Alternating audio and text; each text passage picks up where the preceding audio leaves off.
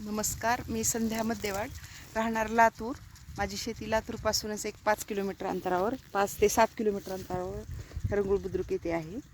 आम्ही पहिल्यांदा पारंपरिक पद्धतीने शेती केली, त्यानंतर टोकन पद्धतीने शेती केली आणि आता मी म्हणजे गेल्या 2-3 वर्षापासून गुलाबराव खंडागळे यांच्या मार्गदर्शनानुसार जमिनीची मशागत न करता थेट पेरणी करते, म्हणजेच टोकन करते.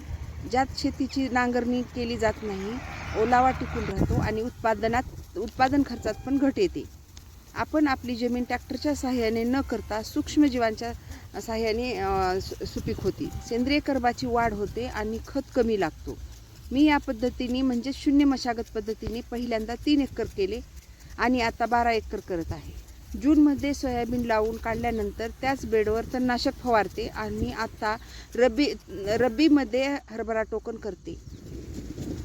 याचे मला वेळोवेळी मार्गदर्शन खंडागळे सर करतात.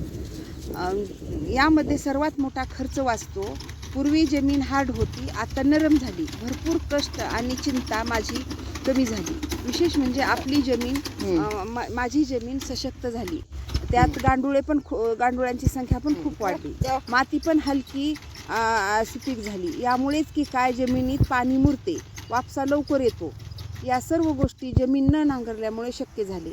आपण सर्वजण शास्त्रज्ञ बनू, आपल्या शेतात शास्त्रज्ञ बनूयात आणि एक पाऊल पुढे टाकून प्रयोग करूयात. मी शून्य मशागत पद्धतीने जी शेती केली याची सर्व श्रेय शेती तंत्र सहाय्यक औरंगाबादचे श्री गुलाबराव खंडागळे सर यांना देते. धन्यवाद.